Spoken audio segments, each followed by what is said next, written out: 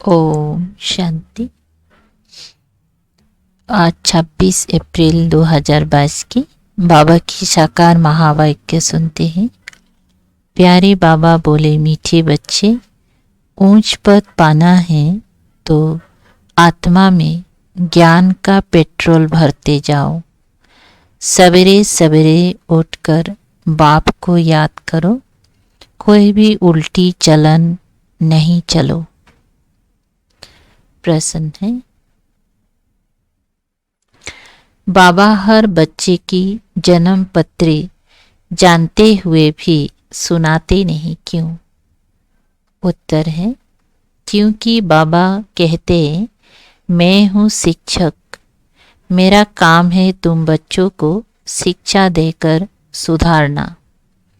बाकी तुम्हारे अंदर क्या है ये मैं सुनाऊंगा नहीं। मैं आया हूँ आत्मा को इंजेक्शन लगाने, ना कि शारीरिक बीमारी ठीक करने। दूसरा प्रश्न, तुम बच्चे अभी किस बात से डरते नहीं हो क्यों? उत्तर है, तुम अभी इस पुराने शरीर को छोड़ने से डरते नहीं हो क्योंकि तुम्हारी बुद्धि में है हम आत्मा अविनाशी हैं। बाकी यह पुराना शरीर भल चला जाए, हमें तो वापिस घर जाना है। हम अशरीरी आत्मा हैं। बाकी इस शरीर में रहते बाप से ज्ञान अमृत पी रहे हैं। इसलिए बाबा कहते बच्चे सदा जीते रहो, सर्विसेबल बनो तो आयु बढ़ती जाएगी। गीत बजा है, बचपन के दिन भुला ना देना, आज हंसे कल रुला ना देना। ओम शांति। बच्चों ने गीत सुना जिसको अब मम्मा बाबा कहते हैं, उनको भुलाना नहीं है। गीत जिन्होंने बनाया है वे तो अर्थ को समझते नहीं हैं। यह निश्चय ही नहीं है कि हम उस परम पिता परमात्मा की संतान हैं। उस परम पिता परमात्मा को पतितों को पावन बनाने के लिए आना पड़ता है। कितनी ऊंची सर्विस पर आते हैं। उनको कोई अभिमान नहीं है। उसको कहा जाता है निरहंकारी। उनको निश्चय बुद्धि व देही अभिमानी होने की बात नहीं।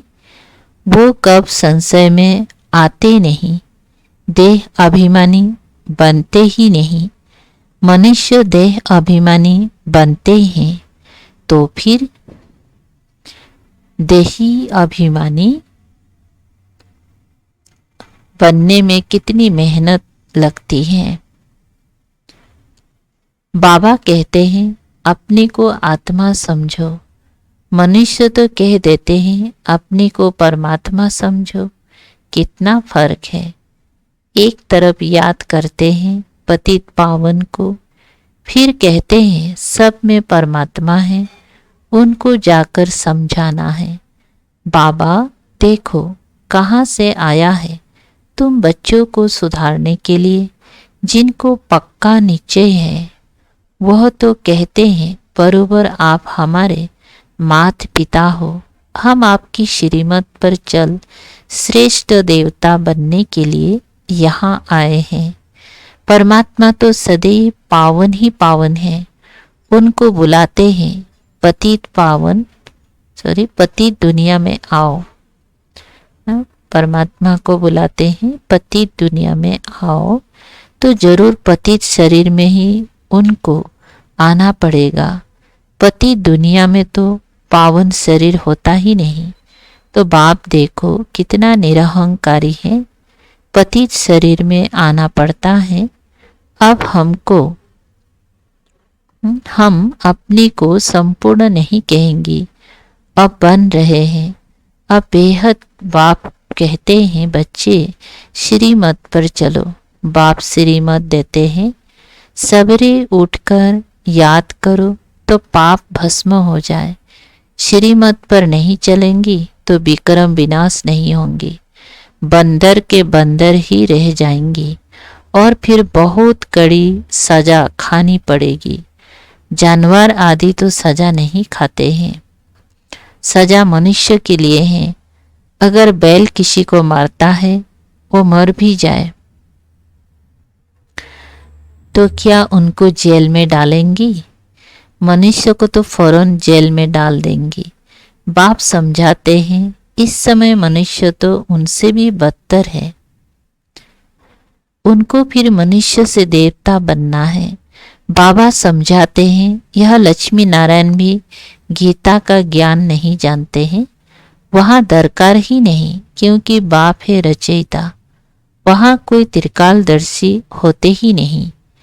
अभी ये लोग त्रिकालदर्शी ना होते हुए भी कह देते हैं हम भगवान हैं। तो बड़े अक्षरों में लिख दो कि गीता का भगवान परम पिता परमात्मा है, ना कि श्री कृष्ण। भूल यह एकच भूल ही न मूल, यह एकच भूल ही किसी की बुद्धि में नहीं बैठती है, ना बच्चे किसी की बुद्धि में बिठाते हैं। भारत ही स्वर्ग था, ये भूल गए हैं। कल्प की आयु ही लाखों बरस कह दी है, इसलिए कोई पुरानी चीज मिलती है तो कहते हैं ये लाखों बरस की है। कभी कोई कोई कहते भी हैं क्राइस्ट से 3000 बरस पहले भारत स्वर्ग था। तुम जानते हो हम भी देवता थे, माया ने बिल्कुल ही कौड़ी तुल्य बना दिया है, कोई भी मूल्य नहीं है। तो अब तुम बच्चों को भी घूर अंधियारा से निकालना चाहिए। कभी कोई ऐसा कर्तव्य नहीं करना चाहिए जो तुमको भी कहना पड़े कि तुम कोई बंदर हो। मैं कितना दूर देश से आता हूँ तुम्हारे मैले कपड़े धोने के लिए। तुम्हारी आत्मा बिल्कुल मैली हो गई है, अब मुझे याद करो तो तुम्हारी